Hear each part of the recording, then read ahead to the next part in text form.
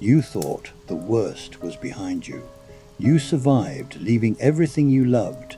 You endured months of prairie monotony, and you even made it into the mountains. But what happens when winter finds you at 10,000 feet with broken wagons, dying animals, and the slow realization that all your careful planning was based on lies? Welcome back to our California Gold Rush series. Today, you're learning that the real enemy isn't the distance to California, it's the arithmetic of survival. Every calorie burned, every degree the temperature drops, every pound your failing oxen can't pull is a step closer to becoming another pile of bones the next wagon train will find in the spring.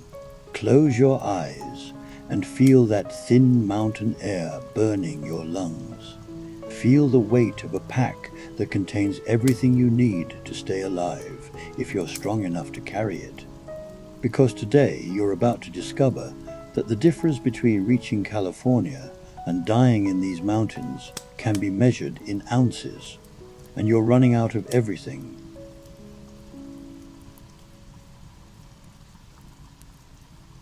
The code that teaches. 3 days into the high country, you learn that cold isn't just discomfort, it's a living thing that works constantly to kill you. It seeps through wool that seemed adequate at lower elevations, through leather boots that felt sturdy when you bought them, through layers of clothing that now seem pathetically thin against mountain winter. Your fingers lose feeling while handling the reins, forcing you to stop every hour to warm them against your body or risk losing control of the wagon entirely. Simple tasks like adjusting harnesses or securing loads become elaborate procedures requiring multiple attempts as numb hands refuse to cooperate with your intentions. The oxen move like old men now, each step deliberate and careful on ground that hides ice beneath fresh snow. Their breath creates constant clouds that freeze into icicles on their muzzles, and you find yourself chipping ice away from their nostrils to help them breathe freely. They look at you with patient eyes that seem to understand their situation better than you understand your own. Water freezes in your mouth before you can swallow it properly. Coffee becomes precious, not for the taste, but for the few minutes of warmth it provides before the metal cup becomes too cold to hold. Your beard grows icicles that tinkle when you turn your head, a sound that might be amusing under different circumstances. Sleep brings no relief from the cold. You wrap yourself in every blanket you own and still wake shivering, your breath visible inside the wagon cover where condensation freezes into patterns that look like frost flowers on a window. Beautiful and deadly in equal measure. Coleman moves through the group each morning, checking for signs of frostbite on exposed skin and making practical adjustments to clothing and equipment that might prevent serious injury. His experience shows, in small details, how to wrap feet to prevent freezing, which parts of the face need extra protection, how to recognize when cold has moved beyond discomfort into genuine danger. You begin to understand why so many wagon trains turn back before reaching the high passes. This isn't the adventure you imagined when you sold everything to chase California dreams.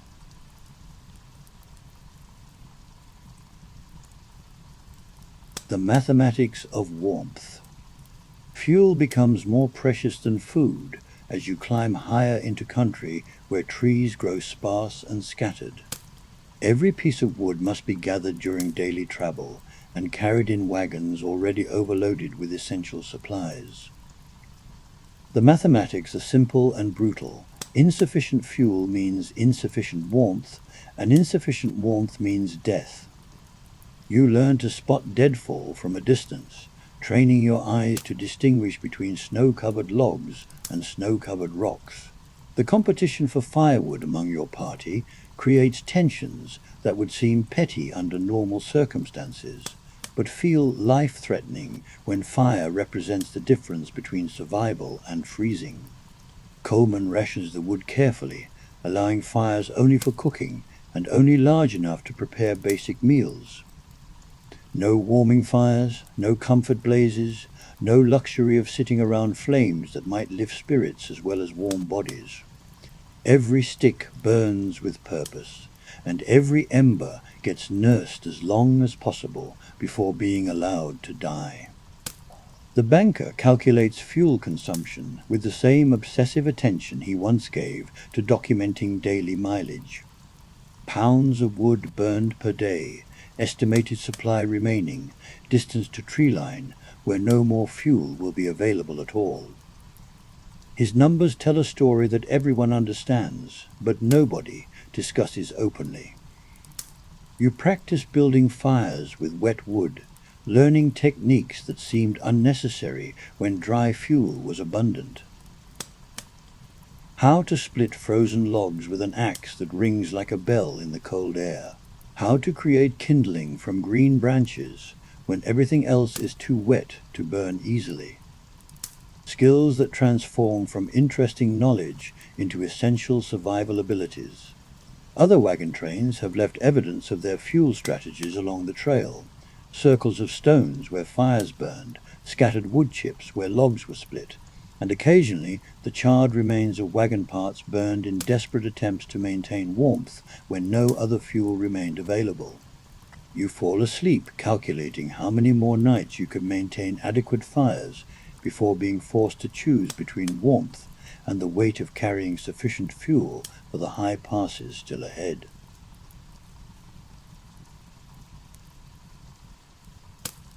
The geography of desperation. The trail narrows to barely more than a ledge carved into mountainsides that drop away into darkness you can't measure with your eyes. Your wagon wheels roll within inches of edges where a single mistake would send everything tumbling into chasms that echo with the sound of falling rocks. The oxen sense the danger and move with painful slowness, testing each step before committing their weight. You learn to walk beside your wagon rather than ride, partly to reduce load on struggling animals, but mostly because you need the illusion of control that comes from being able to jump clear if something goes wrong. The reins in your hands feel like threads connecting you to forces you can't really direct, only hope to influence through patience and prayer. Other travelers have marked the most dangerous sections with cairns of stacked stones, warnings built by men who survived these passages and wanted to help those following behind. You add your own rocks to these markers when possible, contributing to a silent conversation between strangers separated by time but united by shared terror of the same deadly terrain. The wind becomes a constant enemy at these heights, strong enough to push loaded wagons toward precipices and cold enough to freeze exposed skin in minutes. It carries snow that stings like thrown sand and howls through passes with sounds that seem almost human in their desperation. Your animals struggle not just with the thin air and cold, but with their own instinctive fear of heights and exposure. They stop frequently to rest and seem to understand, better than their human companions, just how precarious their situation has become. Their caution forces delays that eat precious daylight hours, but probably prevents disasters that would end everything. Coleman scouts ahead constantly now, checking trail conditions and weather signs with the intensity of a man reading his own death warrant. He returns from these reconnaissance trips with information delivered in careful, measured words that reveal more through what he doesn't say than through his actual reports about the route ahead. You develop vertigo from constantly looking down into empty space, a dizziness that makes simple tasks dangerous when performed near the edge of trails that offer no margin for error.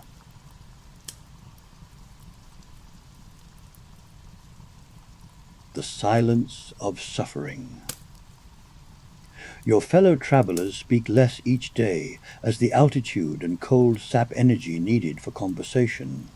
Words require breath that comes harder at this elevation, and breath creates vapor that freezes immediately on beards and mustaches, making speech uncomfortable as well as difficult.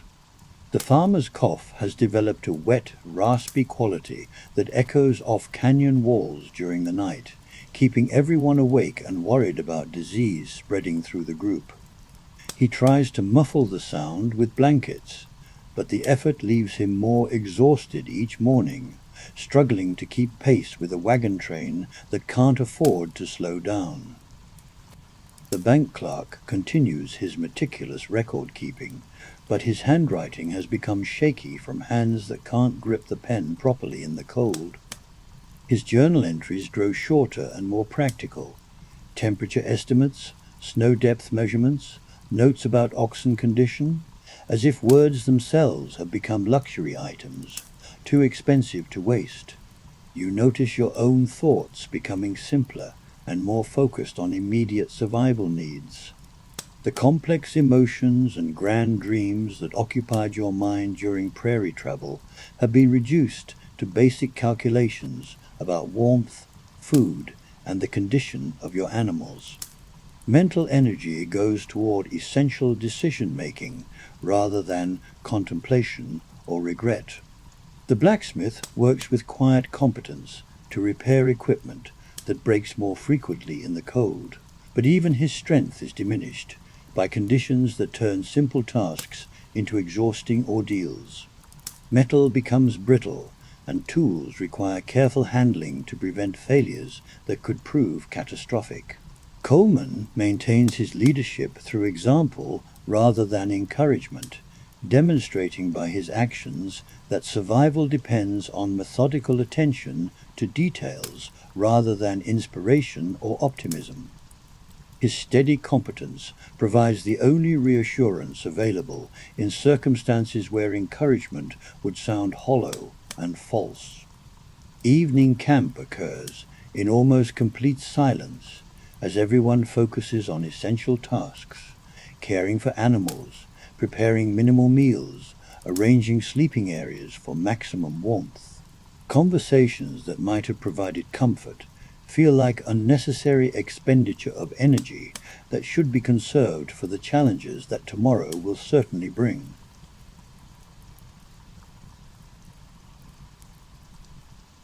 The arithmetic of altitude.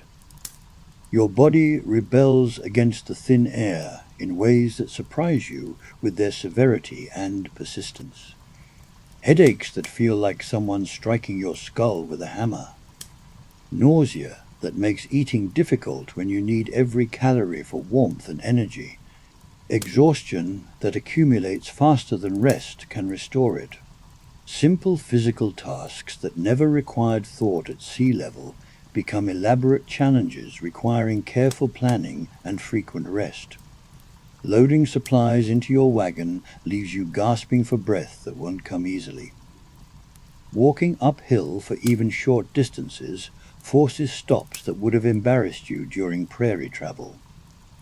The oxen suffer more dramatically, their larger bodies demanding oxygen that isn't available at these elevations. They move with visible effort, flanks heaving after every slight incline, eyes showing a dullness that suggests their reserves are nearly depleted. You begin to understand why Coleman warned about animal mortality rates in the high country. Sleep becomes fitful and unsatisfying as your body struggles to extract sufficient oxygen from air that seems too thin to sustain life. You wake frequently gasping, your heart racing as if you've been running, though you've been lying still for hours.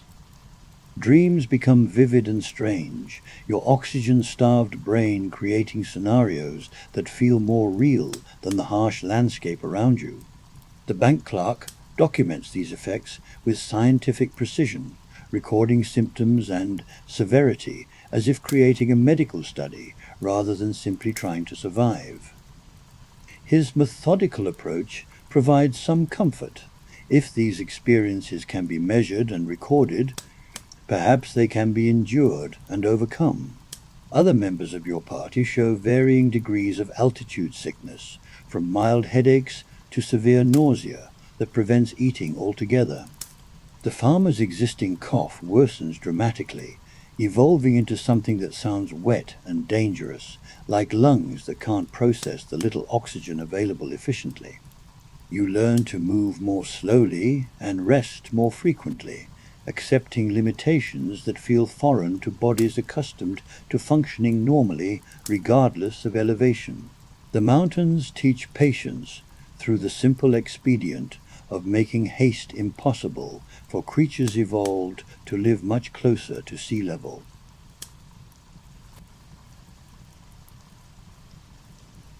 The weight of weather. Storm clouds gather around peaks with speed that defies your previous understanding of how weather develops and moves across landscape.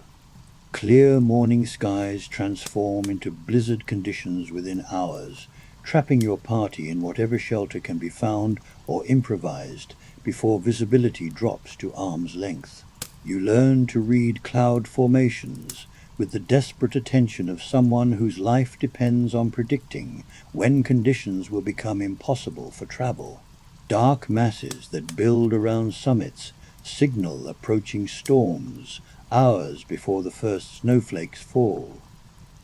Wind patterns that seem random reveal themselves as early warnings of weather systems that could trap or kill unprepared travelers. The temperature swings between day and night become extreme enough to require constant adjustment of clothing and equipment. Midday sun reflects off snow with intensity that causes snow blindness and requires improvised protection for eyes. Evening temperatures plummet to levels that freeze water solid and make every breath a visible cloud that dissipates immediately in the dry air. Coleman teaches you to identify natural shelter and evaluate its adequacy for surviving unexpected storms that could last days rather than hours. Rock overhangs that look substantial prove inadequate against wind that drives snow horizontally. Groves of trees that seem protective become traps where drifting snow accumulates faster than it can be cleared away. Your party practices emergency procedures for situations where weather makes travel impossible, and survival depends on whatever preparation can be accomplished before conditions deteriorate completely. These drills feel both comforting and terrifying, reassuring to have plans, frightening to need them. The mountains create their own weather patterns that bear little resemblance to conditions in the valleys below. Storms develop around peaks and move through passes with their own logic, creating microclimates that can vary dramatically within distances measured in hundreds of yards rather than miles. You fall asleep, listening to wind that carries promises of weather systems approaching from directions you can't see, knowing that tomorrow's survival may depend on conditions being decided by forces completely beyond your control or influence.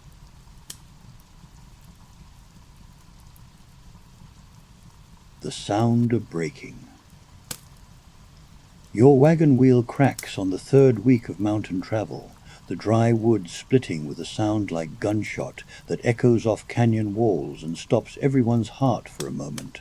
The damage isn't immediately catastrophic, but it represents the beginning of equipment failure that could strand your entire party in conditions where waiting for rescue isn't an option. The blacksmith examines the wheel with the careful attention of a doctor studying symptoms that might prove fatal. His diagnosis is methodical and grim. The wheel will hold for now, but continued stress over rough terrain will eventually cause complete failure. Repair requires tools and materials that exist only in civilization hundreds of miles behind you. You redistribute weight in your wagon, moving essential supplies to reduce stress on the damaged wheel while accepting that this adjustment makes everything else more difficult. The delicate balance of load distribution that you perfected over months of travel must be recalculated to accommodate equipment that's slowly dying beneath you. Other members of your party inspect their own wagons with new anxiety, searching for signs of stress fractures, loose fittings, and wear patterns that suggest impending failure. The banker documents these inspections in his journal with the thoroughness of someone creating evidence for a coroner's investigation. Coleman explains contingency plans for equipment failures that make continued wagon travel impossible. Essential supplies can be redistributed among remaining wagons, though this increases stress on animals already working at their limits. Non-essential items get abandoned immediately to reduce weight on damaged equipment. Personal belongings become expendable when survival depends on keeping wheels turning for just a few more days. The farmer's wagon develops a persistent squeak in one axle that grows louder daily despite applications of grease that freezes before it can provide adequate lubrication. Small sounds become omens of larger failures, and everyone listens constantly for audio evidence of equipment reaching its breaking point.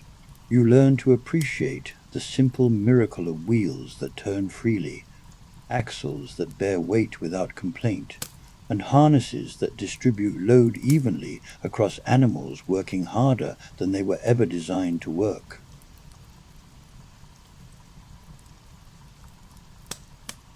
The rhythm of rationing. Food supplies shrink with arithmetic precision that makes every meal feel like a small defeat in your battle against starvation.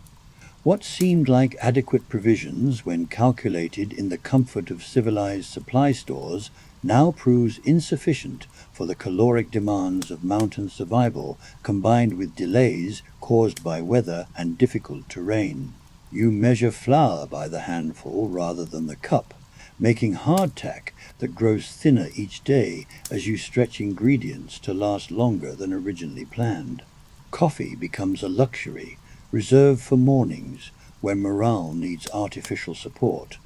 And even then you use half the beans that would make a satisfying brew under normal circumstances. The bacon develops a greenish tinge that Coleman examines with professional concern before declaring it still edible if cooked thoroughly. Food poisoning becomes another threat to add to the growing list of dangers that could end your journey, though the alternative of throwing away protein sources might prove equally fatal through slow starvation.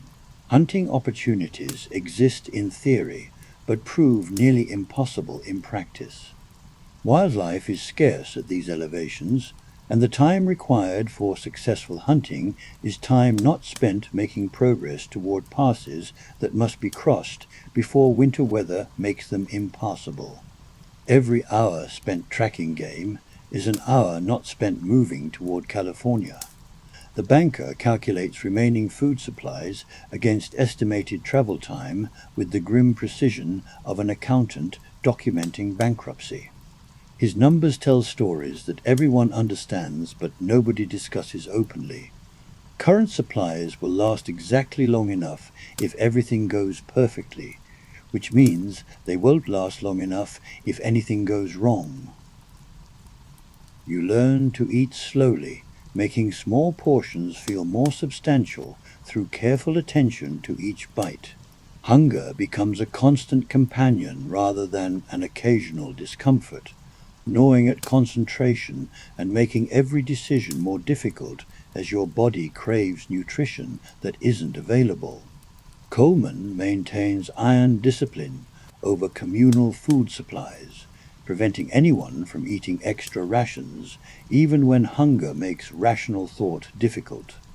His experience shows in understanding that today's extra helping becomes tomorrow's starvation, and tomorrow might determine whether your party survives long enough to reach California.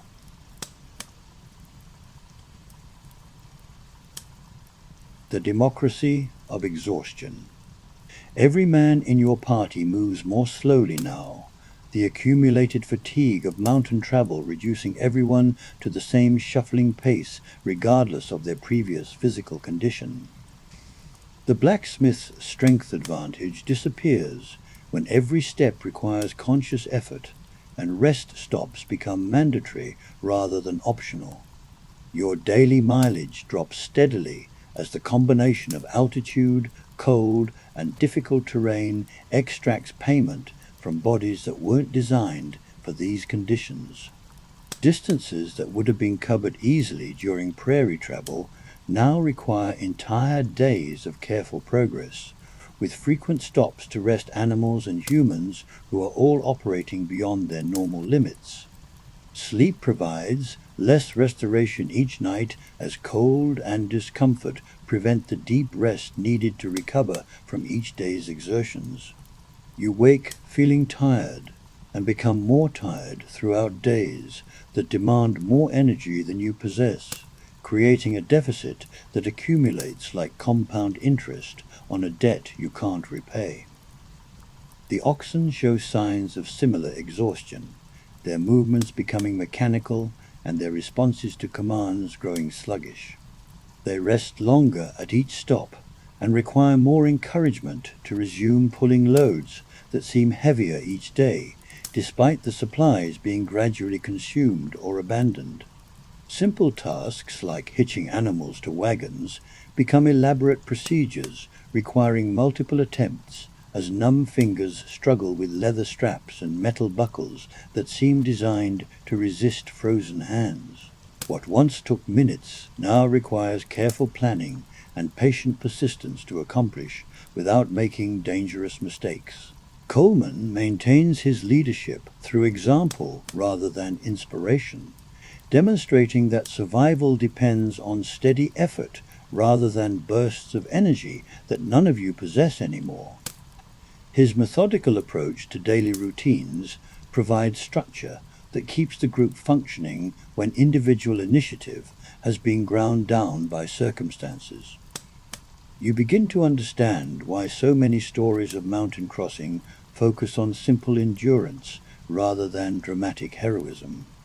There's nothing heroic about moving one foot in front of the other when that's all your body can manage, but moving forward consistently becomes its own form of courage when stopping means death.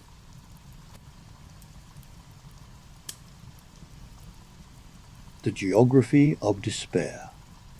The pass ahead rises into clouds that hide the summit, creating the illusion that the trail climbs forever into white emptiness. Your maps show elevation markers and distance estimates, but the reality of what those numbers mean becomes clear only when you're actually climbing through air so thin that every breath feels insufficient. Snow depth increases with each 100 feet of elevation gained, transforming from ankle-deep inconvenience to knee-deep obstacle that requires breaking trail for the oxen with snowshoes improvised from wagon parts and leather strapping. The lead wagon creates a path that others follow, but the work rotates among the group because no single team can maintain the exhausting pace required. Your animals struggle with footing that becomes treacherous without warning. What looks like solid ground beneath the snow often proves to be loose rock or hidden ice that can cause catastrophic falls. The oxen learn to test each step carefully, their survival instincts more reliable than human judgment about safe passage through terrain that wants to kill everything crossing it.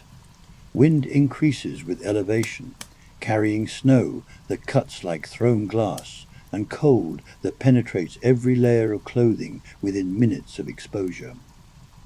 The combination of altitude and weather creates conditions that push human endurance beyond reasonable limits, yet turning back now means facing the same dangers while traveling toward failure rather than success. Coleman stops the group frequently to assess conditions ahead and make decisions about whether continued progress is possible or advisable. His experience provides guidance, but even his knowledge has limits when weather and terrain combine to create situations that test the boundaries of what wagon trains can survive.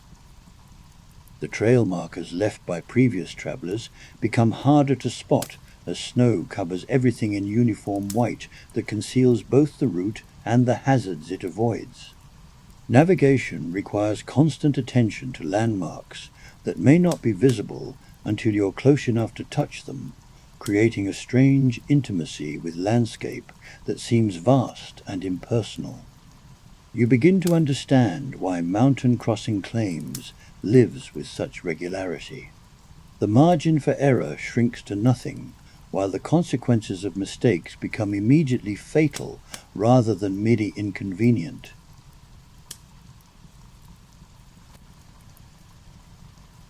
The mathematics of survival. Your water supply creates problems you never anticipated during planning sessions around warm fires in civilized locations. Liquid water requires constant protection from freezing, but melting snow demands fuel that's already rationed to dangerous minimums. Every drink becomes a calculation between immediate need and long-term survival requirements. The process of melting snow for drinking water consumes time and energy that your party can barely afford to spend. Snow must be gathered, fuel must be allocated from precious reserves, fires must be built and maintained in conditions that make everything difficult.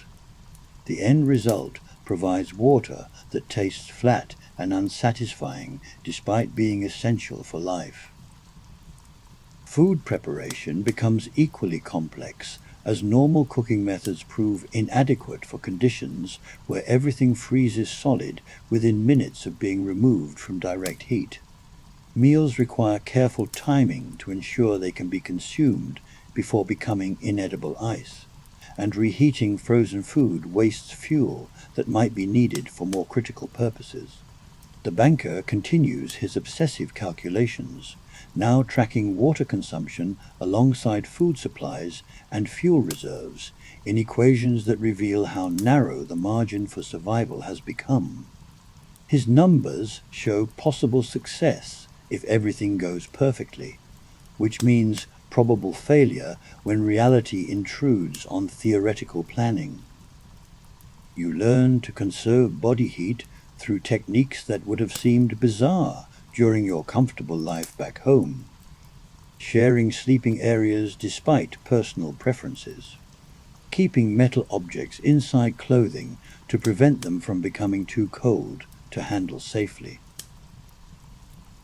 moving constantly during rest stops to maintain circulation in extremities that lose feeling quickly in the cold.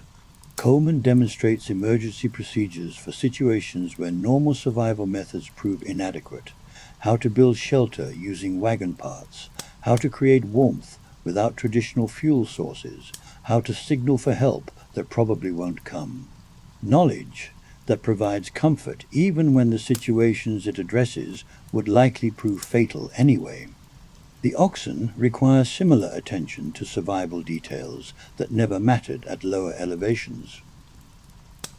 Their drinking water must be warmed to prevent internal injuries from consuming ice. Their feed must be protected from freezing.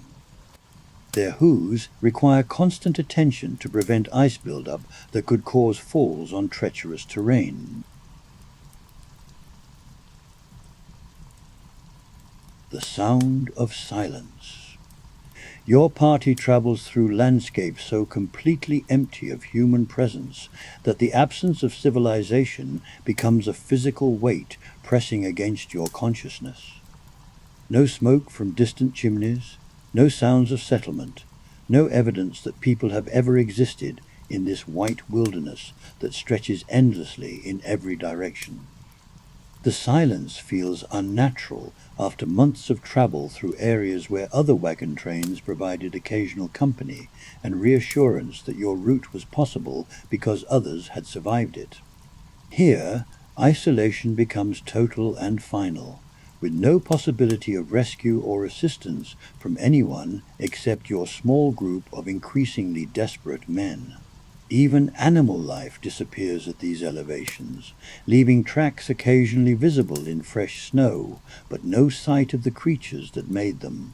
The absence of birds, small mammals, or any other living things creates an environment that feels hostile to life itself, as if you're crossing terrain where survival is accidental rather than expected. Your conversations become shorter and more practical as the effort required for speech in thin air competes with energy needed for basic survival tasks. Words feel precious and wasteful unless they convey essential information about route conditions, equipment status, or immediate dangers that require group attention. The wind provides the only consistent sound, howling through passes with voices that seem almost human in their variation and intensity. Sometimes it carries echoes that create the illusion of distant voices calling for help, sounds that make everyone stop and listen before realizing they're hearing only weather patterns moving through empty landscape.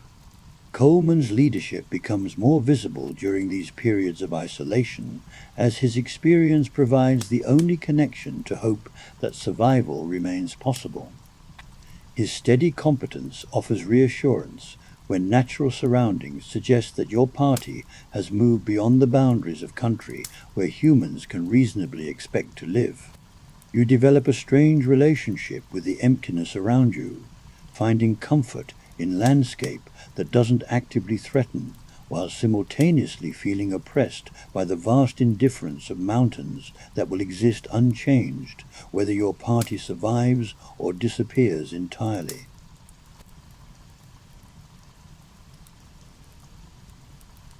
The texture of fear.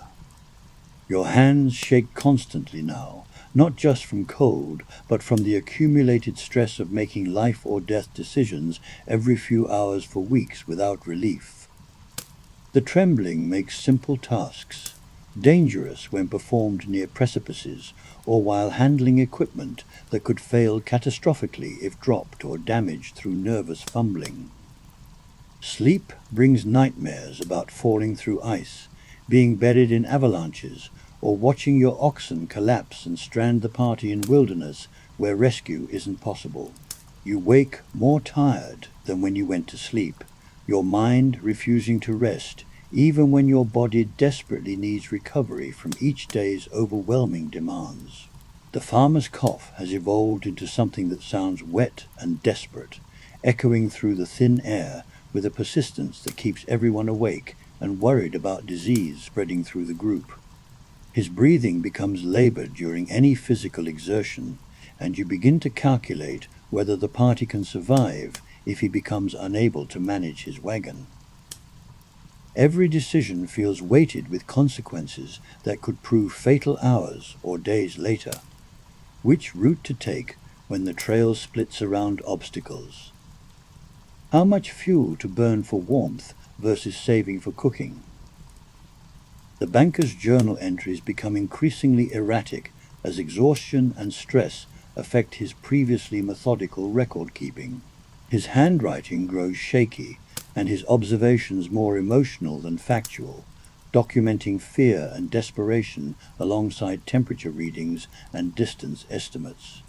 Coleman maintains his steady leadership, but you notice new lines around his eyes and a hesitation in his voice when discussing route options that suggests even his experience provides limited comfort for conditions that may be beyond what any wagon train can reasonably survive. You develop hypervigilance about sounds that might indicate equipment failure, weather changes, or animal distress.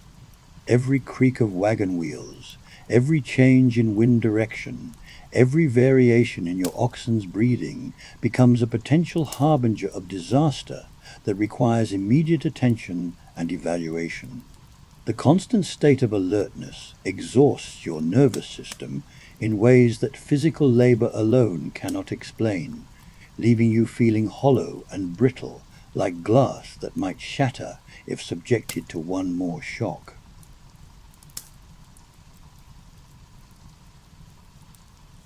The weight of abandonment. The decision to abandon it happens quickly and without sentiment.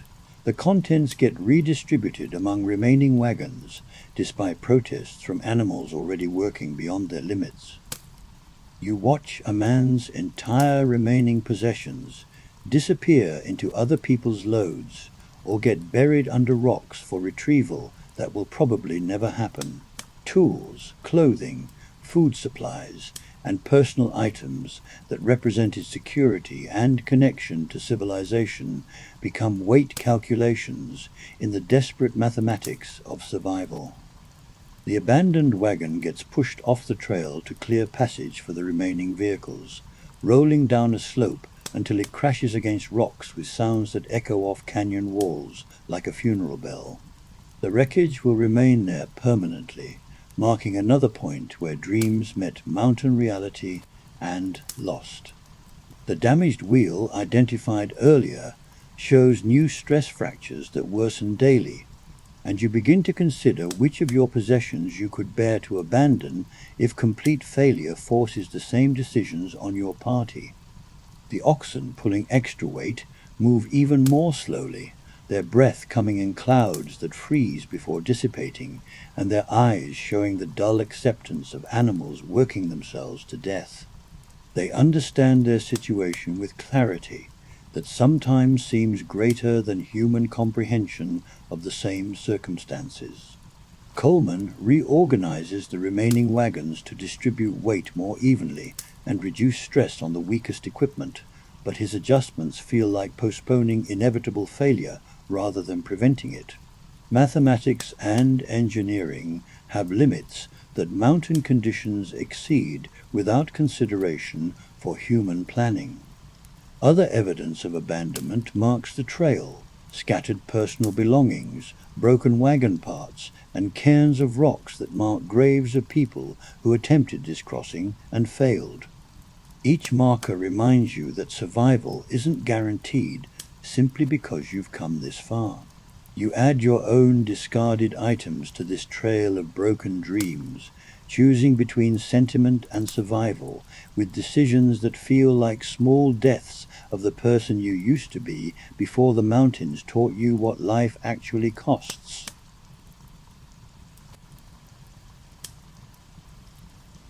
The arithmetic of endurance. Food supplies reach levels that transform every meal into a careful calculation of calories needed for immediate survival versus reserves required for days still ahead. You eat slowly to make small portions feel more substantial, chewing hardtack that tastes like sawdust but provides essential nutrition for bodies burning energy faster than intake can replace it. The bacon shows signs of spoilage that Coleman evaluates with the expertise of someone who understands the difference between food that's merely unappetizing and food that could cause fatal illness. His decisions about what remains safe to eat carry weight that extends far beyond personal preference or comfort. Hunting opportunities remain theoretical in landscape where wildlife is scarce, and time spent tracking game is time not spent moving toward passes that must be crossed before conditions become impossible. Every hour devoted to finding food is an hour not devoted to reaching safety, creating calculations with no comfortable solutions. Water rationing becomes as critical as food conservation. Despite being surrounded by snow that could theoretically provide unlimited liquid if fuel weren't required to melt it. The mathematics of hydration compete with the mathematics of warmth in equations where both factors are essential for survival, but resources exist to satisfy neither adequately.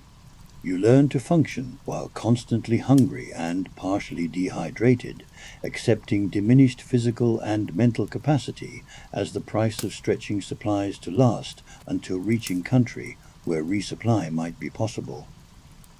The reduction in capability makes every task more difficult, while simultaneously making mistakes more likely and more dangerous.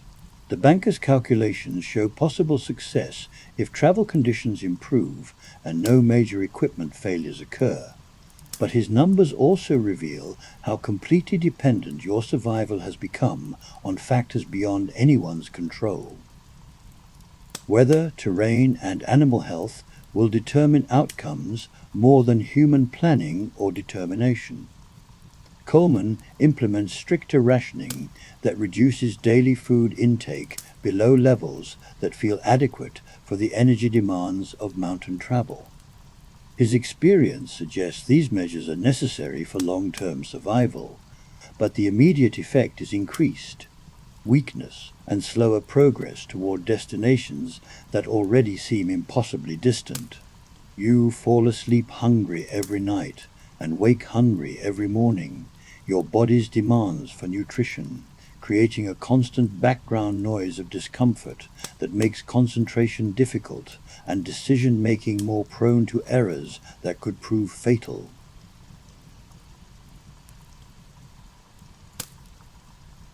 The language of desperation. Words lose their normal meaning when filtered through exhaustion and fear that has become your constant companion for weeks without relief.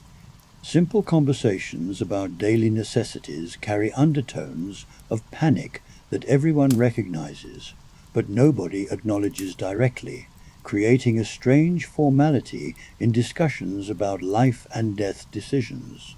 The farmer speaks less frequently as his cough worsens, but when he does talk, his voice carries a wheeze that makes everyone else unconsciously hold their breath in sympathy. His illness affects group morale in ways that extend beyond practical concerns about his ability to manage his wagon and contribute to essential tasks. Coleman's instructions become more specific and urgent as conditions deteriorate beyond the range of normal trail management. His experience shows in the way he anticipates problems before they become critical. But even his expertise can't prevent equipment, failure, weather disasters, or the simple arithmetic of supplies running out faster than they can be replaced. The banker has largely abandoned his methodical journal, keeping in favor of brief, desperate notes about immediate survival concerns. His careful documentation has devolved into fragments: wheel holding, food low, weather bad, as if complete sentences require energy he can't spare for anything except essential survival tasks. You find yourself thinking in simplified terms that focus on immediate necessities rather than complex planning or emotional processing. Water, food, warmth, shelter, progress, everything else becomes background noise that distracts from priorities that determine whether you'll be alive tomorrow to worry about anything beyond basic survival. Conversations about California gold disappear entirely, replaced by practical discussions about whether animals can continue working, whether equipment will hold together for another day, and whether weather conditions will allow progress or force dangerous delays in exposed locations. The silence between words grows longer as speech requires breath that comes harder at altitude and energy that's needed for physical tasks. Communication becomes increasingly efficient and purely functional, stripped of courtesy, emotion, or any content that doesn't directly relate to immediate survival needs. You realize that you're all learning a new language, the vocabulary of people pushed beyond normal human limits, where every word carries weight and waste of any kind, including unnecessary conversation, could prove fatal.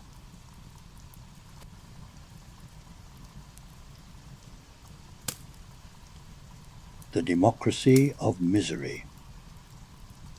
Physical discomfort becomes so universal and constant that nobody bothers complaining about conditions that would have seemed unbearable during the early stages of your journey. Cold, hunger, exhaustion, and fear create a baseline of misery that equalizes everyone regardless of their previous social status or personal advantages. The blacksmith's superior strength no longer provides significant advantage when everyone moves at the pace of failing animals through terrain that challenges the limits of human endurance. Physical capability matters less than the simple determination to continue placing one foot in front of the other when stopping means death. Your clothing has deteriorated to the point where social distinctions disappear entirely. Everyone wears the same combination of layered fabrics, held together with improvised repairs, and supplemented with blankets, canvas, and anything else that might provide additional warmth. Personal hygiene becomes impossible to maintain and irrelevant to survival. The oxen show similar signs of equality in suffering, their individual characteristics disappearing beneath the shared experience of working beyond their limits in conditions that drain strength faster than rest can restore it. They respond to encouragement with the same patient acceptance, regardless of which human provides the guidance. Coleman's leadership remains essential, but his authority comes from experience rather than any immunity to the hardships affecting everyone else. He suffers the same cold, eats the same inadequate food, and faces the same uncertainties about whether survival is possible, but his knowledge provides the group's only connection to hope. Sleep brings no distinction between the wagon owner and the hired hand, as everyone huddles together for warmth in arrangements that would have been socially unthinkable before the mountains taught new lessons about what really matters for staying alive. Personal space becomes another luxury that survival can't afford. You begin to understand that true hardship eliminates artificial differences between people, reducing everyone to the same basic struggle against conditions that threaten life without regard for social position, personal wealth, or individual character. The mountains judge everyone by the same simple standard, the ability to endure what cannot be avoided.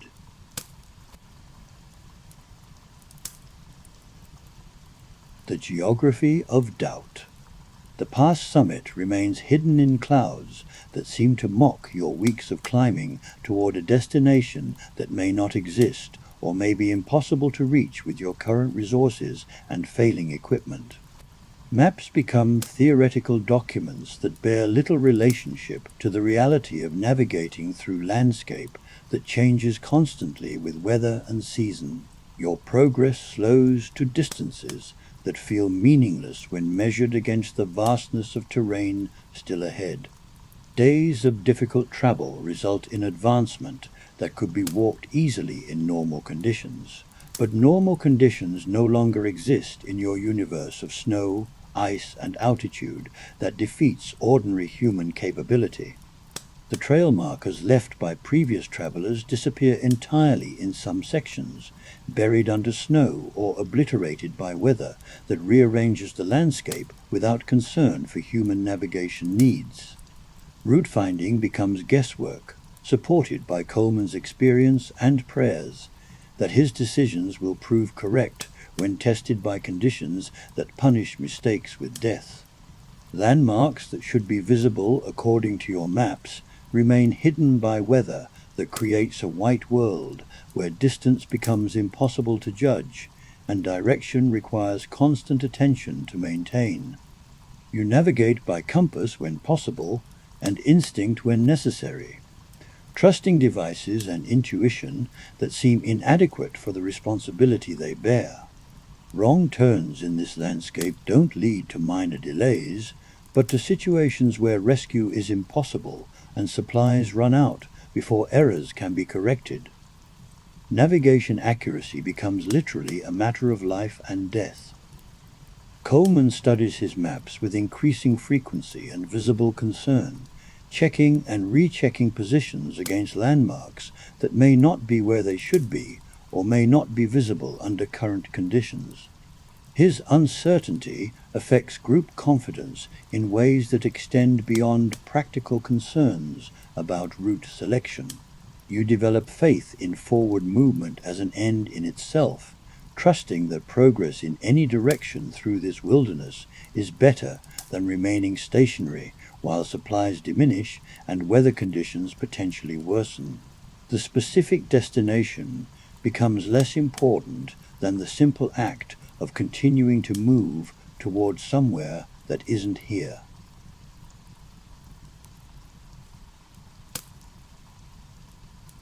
the sound of surrender.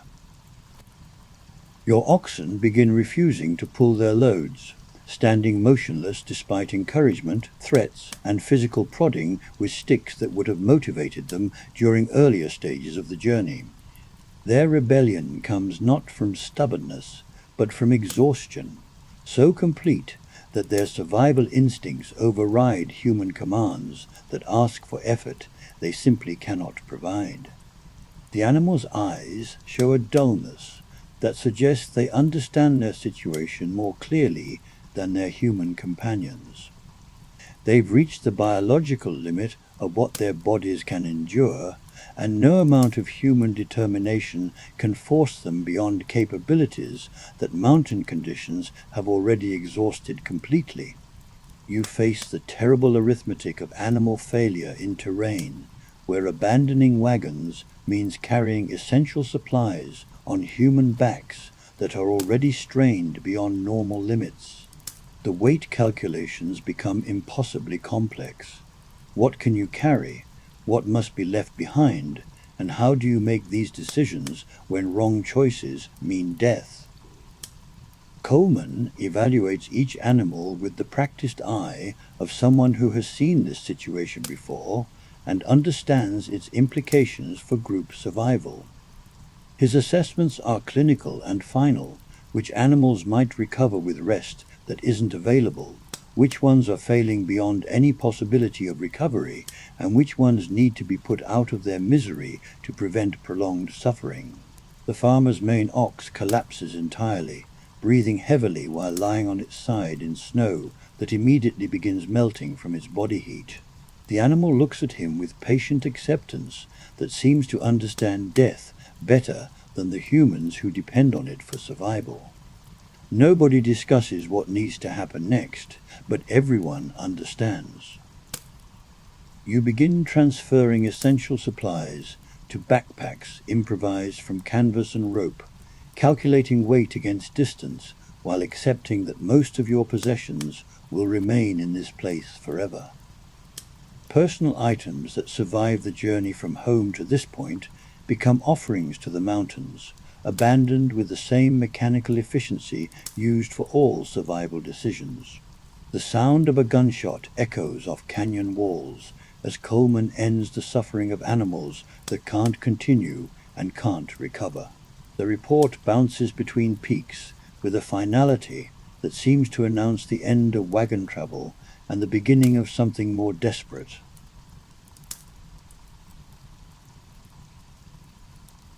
The weight of what remains. Your world reduces to what you can carry on your back while walking through snow that reaches mid-thigh in places and requires breaking trail for the group following behind.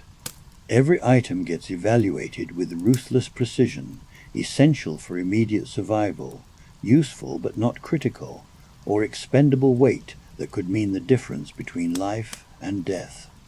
The loading process takes hours as everyone redistributes supplies and makes final decisions about what deserves space in packs that must contain everything needed to sustain life until reaching civilization that may still be weeks away.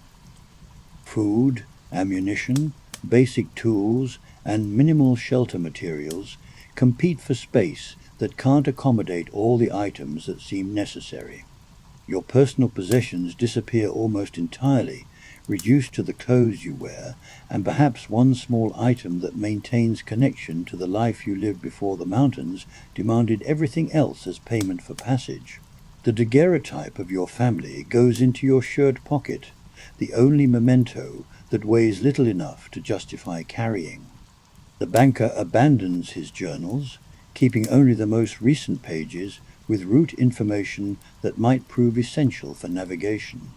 Years of careful record-keeping become fuel for a fire that provides brief warmth before dying away, taking with it the documentary evidence of how civilized men become desperate survivors. Coleman divides essential group supplies among individual packs, ensuring that no single person carries materials critical to everyone's survival. Navigation tools, medical supplies, and fire-starting equipment get distributed with the understanding that losing any individual pack could doom the entire group. The abandoned wagons create a small settlement of failure in landscape that has seen countless similar scenes. Your possessions join those left by previous travelers who faced identical decisions in the same desperate circumstances, creating an archaeology of broken dreams that stretches along the trail. Loading your pack reveals how much your body has weakened during weeks of inadequate nutrition and constant stress.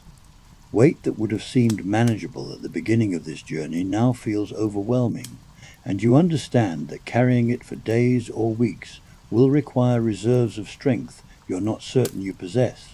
You take a final look at the wagons that carried your hopes across 2,000 miles, knowing they'll remain in this place long after your bones have turned to dust, monuments to the arithmetic of survival that rarely balances in favor of human ambition.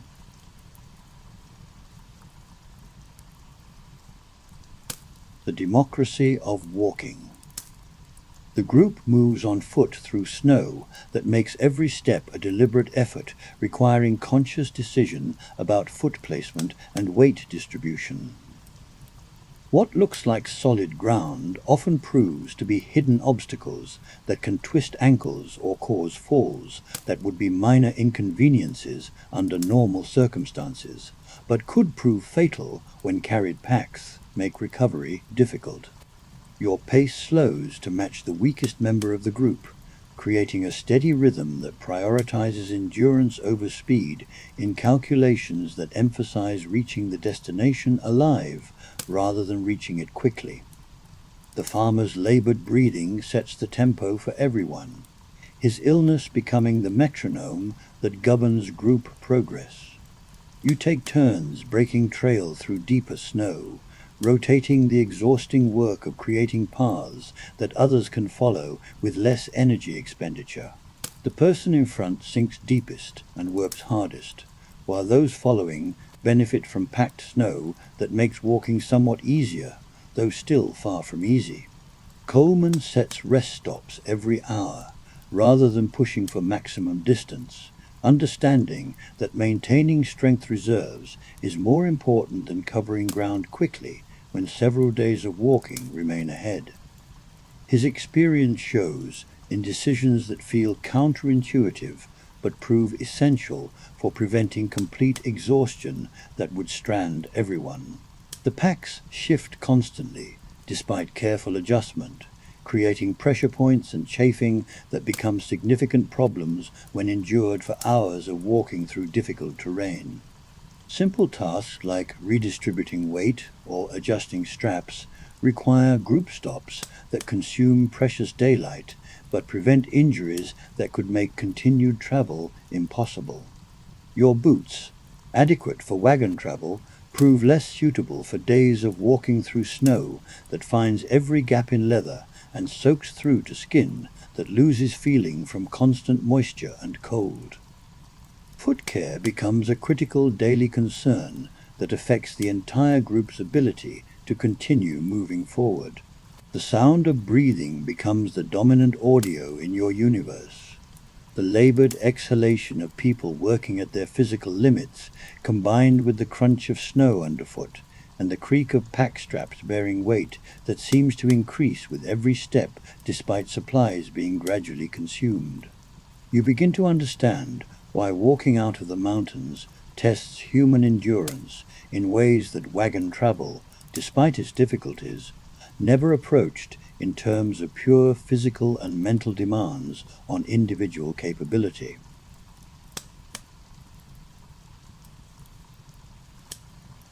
The arithmetic of collapse. Your body begins failing in ways that surprise you with their subtlety and persistence.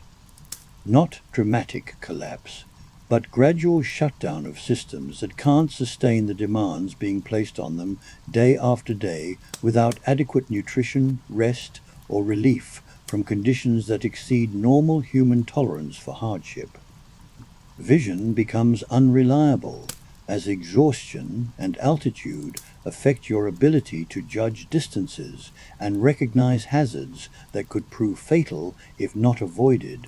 Snow blindness from constant glare creates periods where you must trust entirely in the person ahead of you, following footsteps through landscape you can't see clearly enough to navigate independently. Your hands lose dexterity beyond what cold alone would explain, making simple tasks like adjusting pack straps or opening food containers into elaborate procedures requiring multiple attempts and careful attention to prevent dropping items that could disappear forever in snow that covers everything uniformly. The farmer's condition deteriorates visibly each day, his breathing becoming more labored and his pace slowing to the point where the group's progress depends entirely on his ability to continue walking. Nobody discusses what will happen if he can't maintain even the minimal speed required to reach safety before supplies run out completely. Coleman's leadership becomes more directive and less consultative as conditions eliminate the luxury of group discussion about decisions that must be made quickly based on experience rather than consensus. His authority derives from simple necessity. Someone must make choices when delay could prove fatal and mistakes could doom everyone. You develop a strange relationship with your own physical limitations, learning to function despite hunger, cold, and exhaustion that would have seemed impossible to endure during your comfortable life back home. The body proves capable of continuing when the mind insists that continuation is impossible. Sleep becomes fitful and unsatisfying despite profound exhaustion, as cold and discomfort prevent the deep rest needed to recover from each day's demands.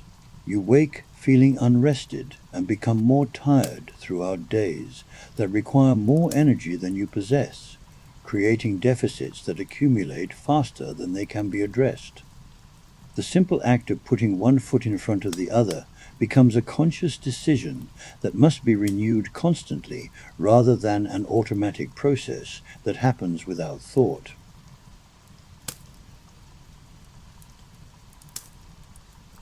The weight of silence.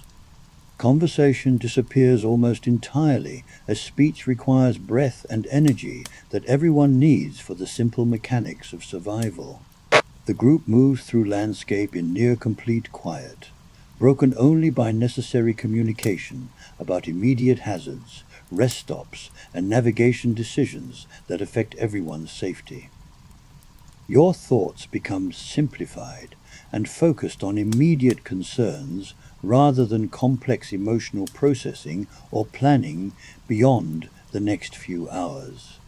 Water, food, warmth, progress, everything else feels like luxury that survival can't afford when every decision must prioritize essential needs over comfort or sentiment. The farmer stops speaking entirely, except when directly asked questions, conserving energy for walking that becomes more difficult each day, as his illness combines with general exhaustion to reduce his capabilities below what the group needs to maintain adequate progress towards safety. Coleman's instructions become briefer and more specific, delivered with the efficiency of someone who understands that unnecessary words waste resources that might prove critical later. His communication focuses entirely on essential information needed for immediate survival and navigation. You find yourself thinking without words, processing information, and making decisions through mechanisms that bypass language entirely. The conscious mind seems too slow and energy-intensive for conditions that require immediate response to changing circumstances that could prove dangerous without warning. The wind provides the only consistent sound, carrying notes that vary with terrain and weather, but create a constant background that makes human voices seem small and temporary. Natural sounds dominate an environment where human presence feels accidental and precarious. Even breathing becomes more conscious and deliberate, as thin air requires attention to ensure adequate oxygen intake for bodies working beyond their normal limits. The automatic processes of life demand active management in conditions where automation proves insufficient for survival. You develop appreciation for the luxury of unnecessary sound, conversation that serves no practical purpose, music that provides no survival advantage, and voices that communicate emotion rather than essential information. Silence teaches the value of communication you never noticed when it was freely available.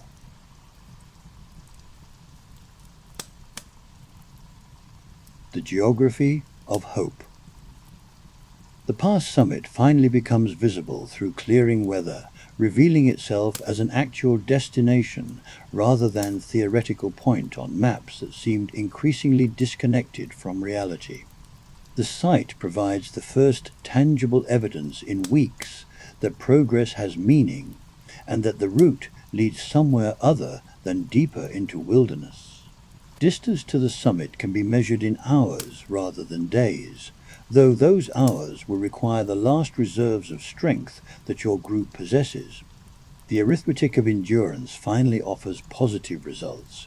You have enough capability remaining to reach the high point if nothing goes catastrophically wrong during the final approach.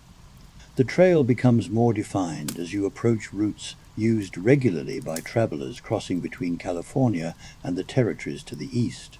Evidence of human passage provides reassurance that this path leads to civilization rather than deeper into mountain country where rescue would be impossible and supplies would run out entirely.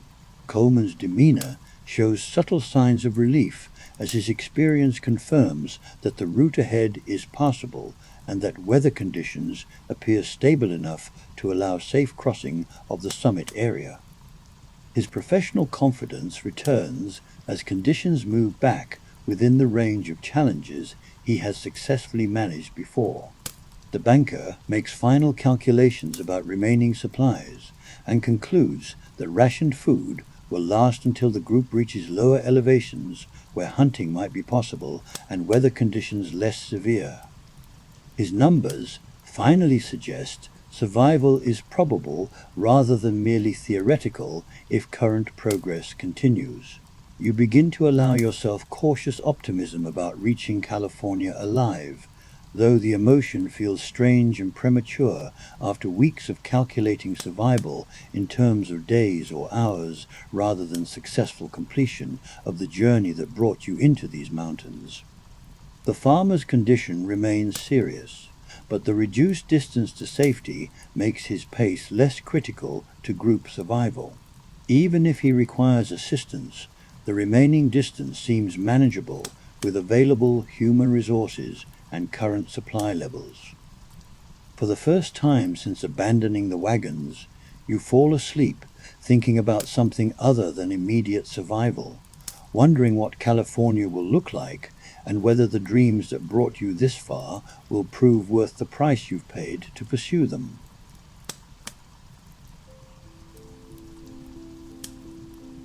You've survived the high country, but barely. Your animals are dead, your wagons are abandoned, and everything you once owned is buried under snow that won't melt until spring.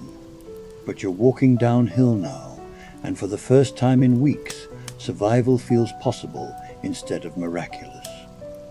Join us next time as you finally reach California and discover that making it to the goldfields was just the beginning. Because the real question isn't whether you can survive the journey to find gold, it's whether you can survive what gold does to the men who find it. The mountains tested your body. California is about to test your soul.